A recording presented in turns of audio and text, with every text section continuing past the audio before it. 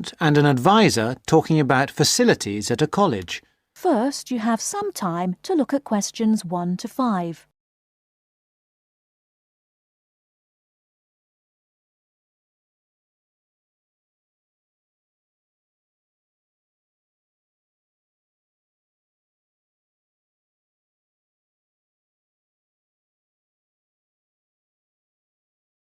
Now we shall begin.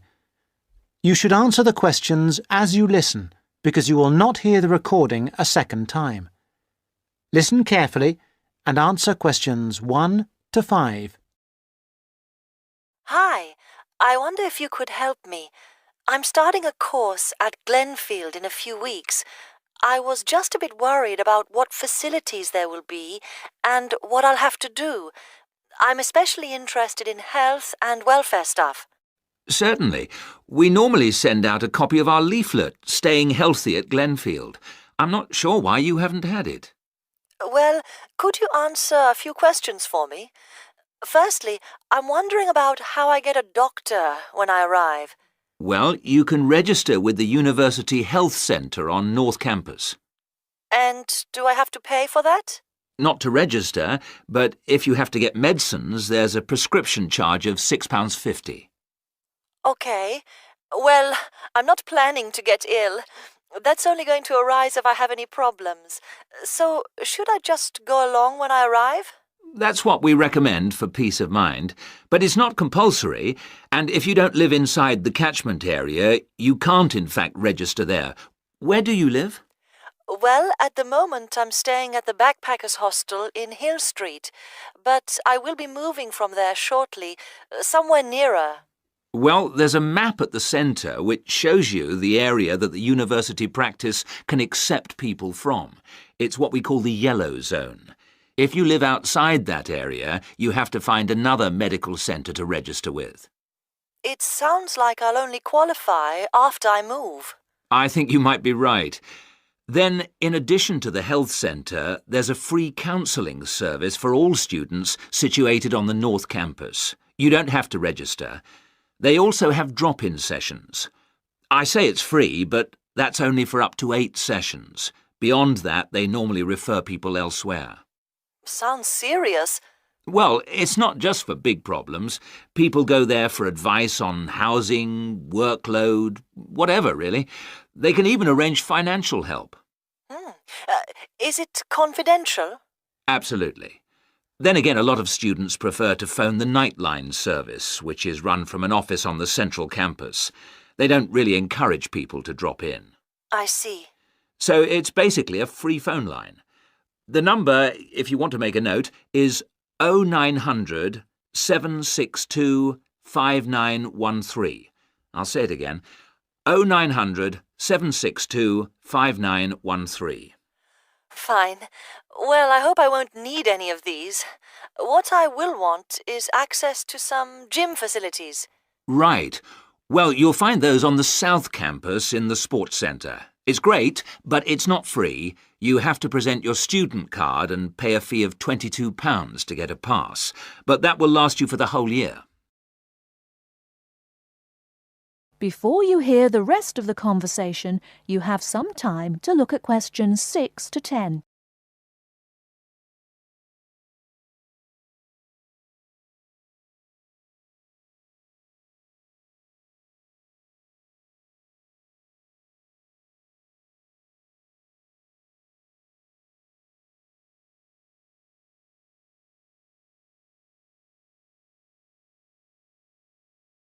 Now listen and answer questions 6 to 10. Is this information on the website? I'm afraid not. I can send you some leaflets or even resend the whole information pack if you give me your details. Could you send the whole information pack, please? Yes, that's fine. I'll have to take down some details. Could you tell me your full name? Sonia Orr. S-O-N-Y... No, I'll spell it. S-O-N-I-A. Then Orr is O-R-R. Orr. OK. And you said you were on Hills Road?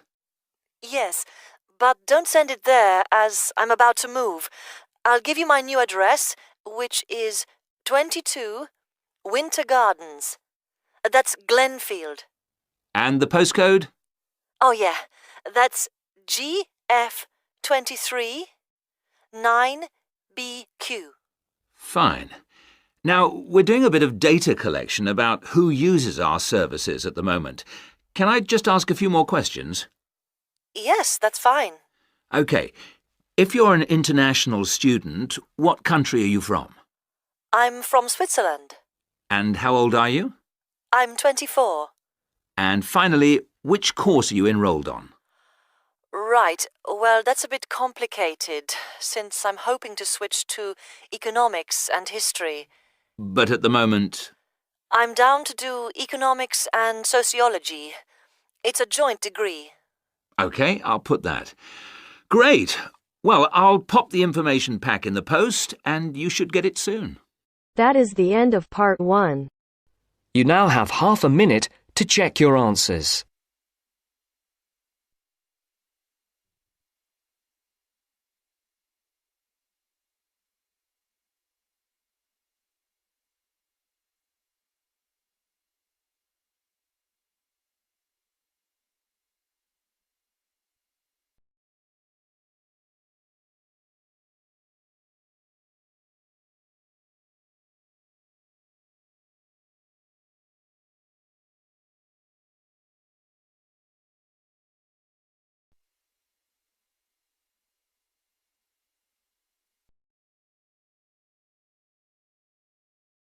Now turns to part 2.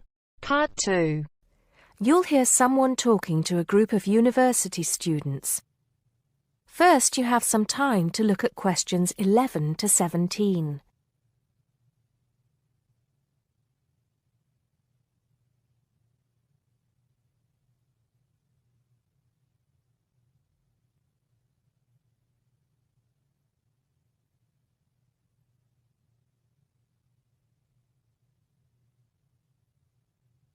Now listen carefully and answer questions 11 to 17. Good morning, everybody, and welcome to Upton University. I hope you are settling in and beginning to find your way around. I know how confusing it can be when you start life at university, and that's why we have Freshers Week to help you find your feet. Before I go any further, I should perhaps introduce myself. My name is Sally Jackson, and I am the Secretary of the Students' Union, which has organized this week of events for you. You will usually find me in the office on the first floor of this building when I'm not attending lectures. Anyway, down to business. Of course, there are a few things that you are obliged to get done during your first week here. But once you've opened a bank account, if you haven't got one already, seen your director of studies to discuss which courses you are going to take, and signed up with a doctor, there will be plenty of time left to enjoy the events we have arranged for the week. And have we got a lot lined up for you? Throughout the week from Monday to Friday, every morning starting at 10 a.m., there will be orientation and welfare events. These will include tours of the campus, which, as you have probably noticed, is the size of a small town with 9,000 residential students, as well as sessions on developing study skills. We also have tours of Upton itself arranged for you, with a bus leaving from outside this building every afternoon at 5 o'clock. There are a number of interesting things to do and see in and around Upton, so you can expect visits to the castle and museum as well as the popular Ghost Walk. You'll need to sign up for this one, as numbers are limited. Just put your name on the list on the notice board in the entrance lobby. An important event is scheduled for Monday, that's the day after tomorrow, when we will be holding the academic fair. This is an opportunity for you to speak to students and academic staff about the courses that are on offer. The academic fair starts at 1 o'clock, by the way. There are a couple of other fairs that I think will interest you. First of all, we have the Societies Fair on Tuesday the 16th, which I think is an absolute must. You might not believe it, but the university has over 150 societies and sports clubs you can sign up for, so you are sure to find something of interest to you. That also starts at 1 o'clock, and it will be here in the Union Building. Also in this building is the Trade Fair on Wednesday from 2 until 5 in the afternoon. This one might sound a bit strange because you will find a load of banks and other businesses here trying to get your custom. You will find plenty of bargains and, best of all, a lot of the businesses give away stuff for free. Before you hear the rest of the talk, you have some time to look at questions 18 to 20.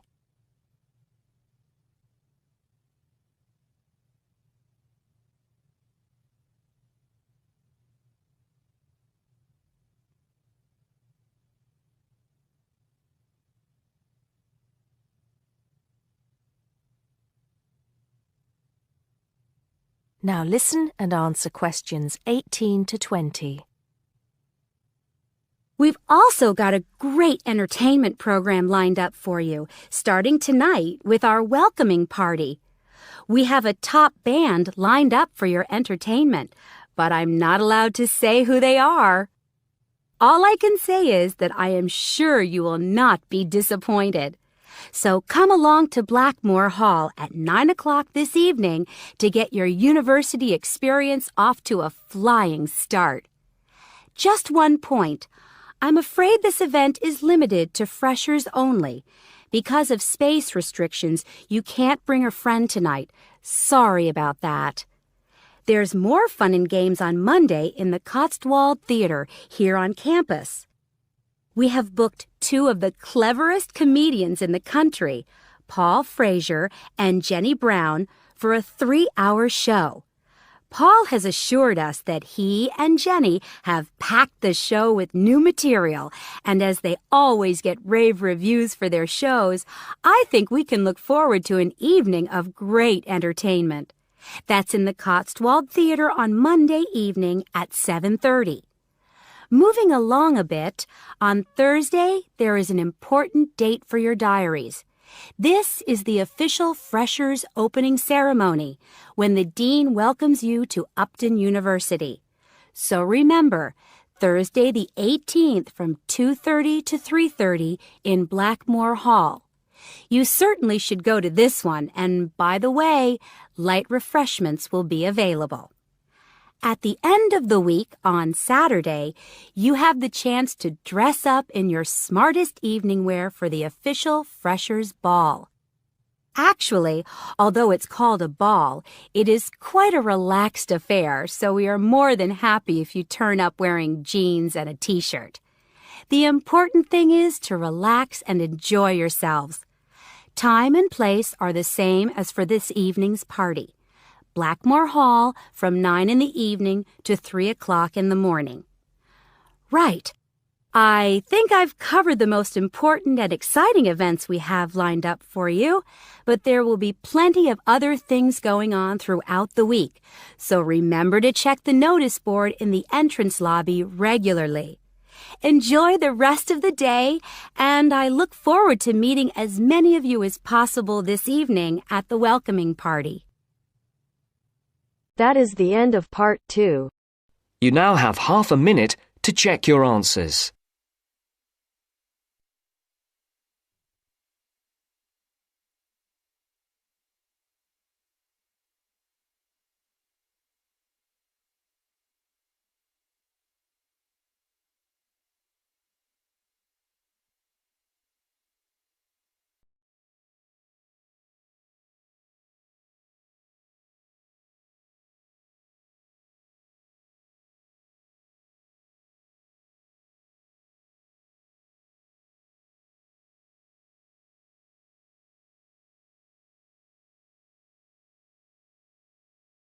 Methods course.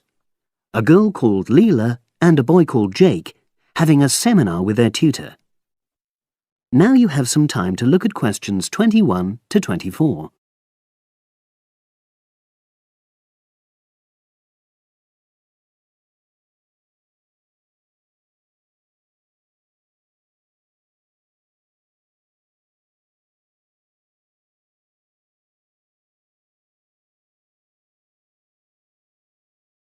Now listen and answer questions 21 to 24.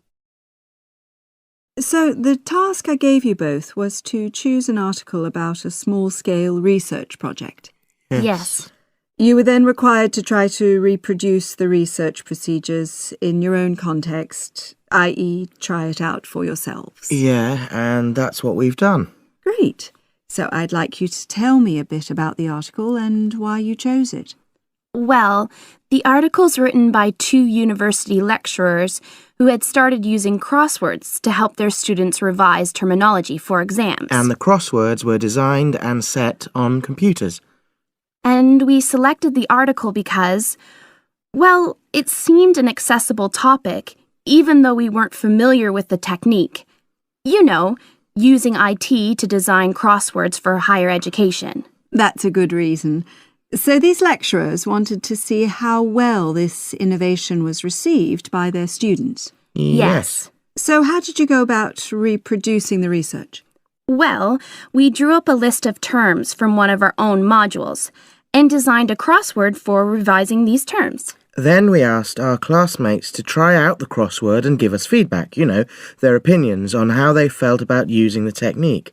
Was it easy to find participants?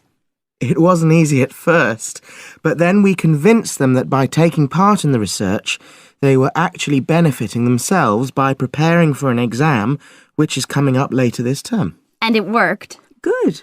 So how did you find out what the students thought about doing the crosswords? A questionnaire. The original article used a 2-page long questionnaire.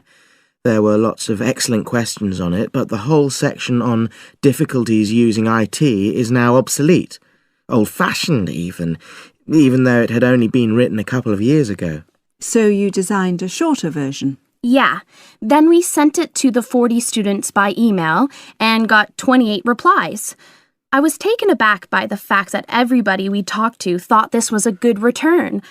I mean, the responses were well written. People had taken a lot of care, but I was really disappointed with the low numbers. Yes, an important lesson to learn for an apprentice researcher. Yeah. Now you have some time to look at questions 25 to 30.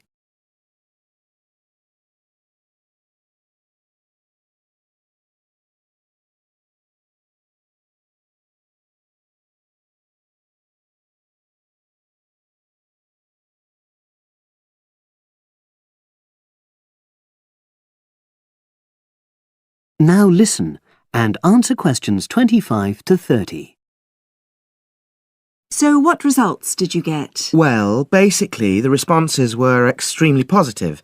The students said that doing the crossword on a computer helped them really focus on the work in hand and not be distracted, which is something that commonly happens with other ways of doing revision. Yeah, that was really clear.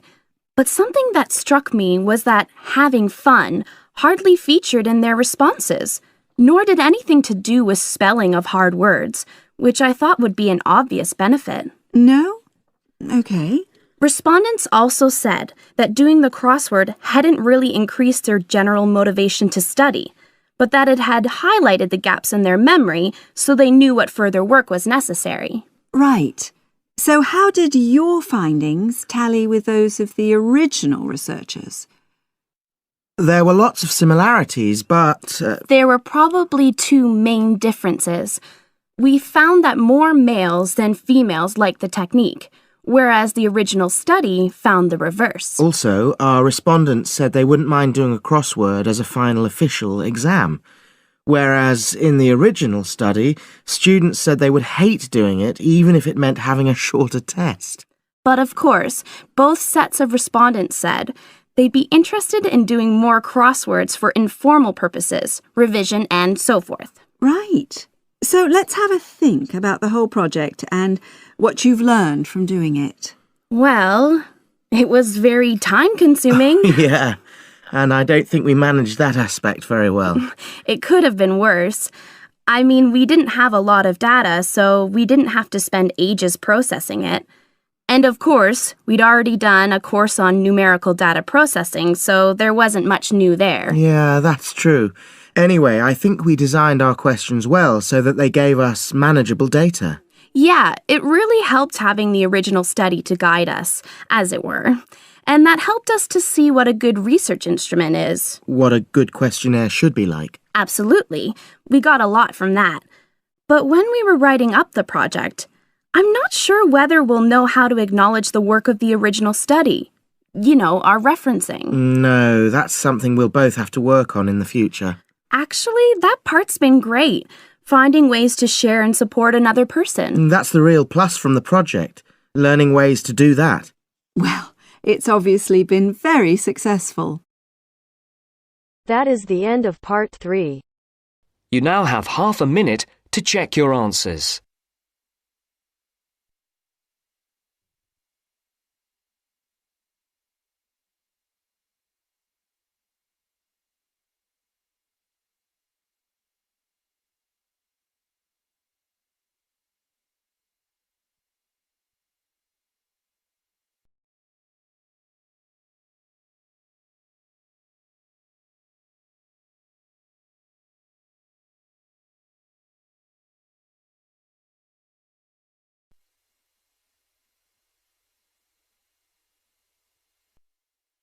Now turns to part 4. Part 4. You are going to hear a lecture about the geographic information about Australia. You now have some time to read questions 31 to 40.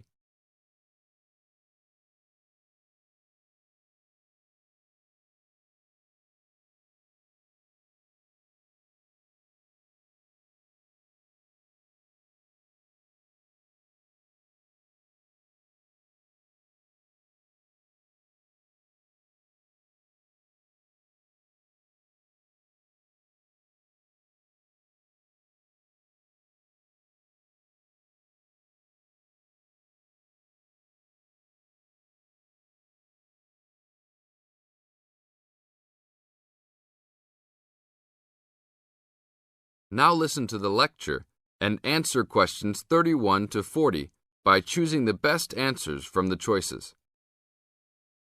Good morning, everybody.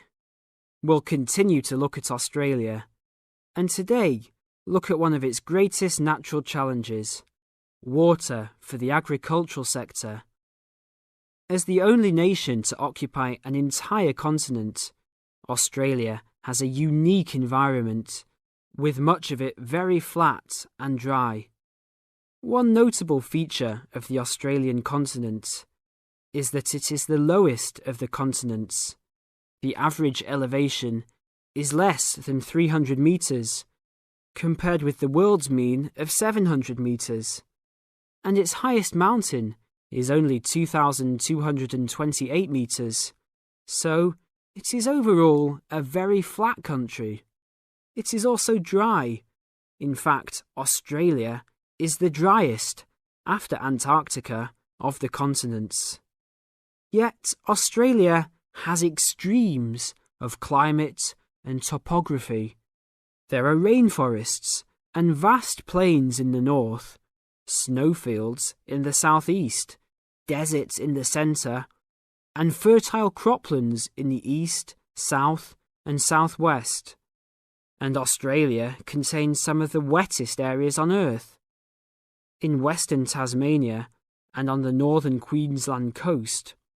But half of the continent has an annual rainfall of less than 300 millimetres each year, and only 20% has more than 600 millimetres each year. A major problem is that the limited water resources do not match up with where water is consumed. The major water resources are in northern Australia and Tasmania, whereas most of the agriculture and people are in southeastern mainland Australia. The agricultural sector is the largest consumer of both self-extracted and main-supplied water, using over 70% of total net water consumption. electricity and gas supply, and water, sewerage and drainage services use notable amounts of self-extracted water. However, net consumption in the household sector is the lowest, just 8% of total net water used.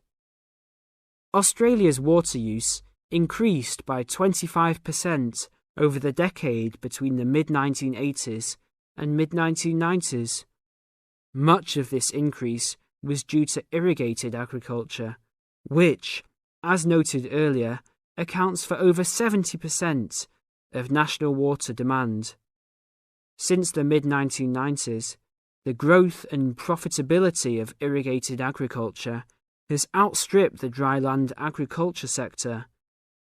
Irrigated commodities contributed almost a third of total farm exports in the mid-1990s.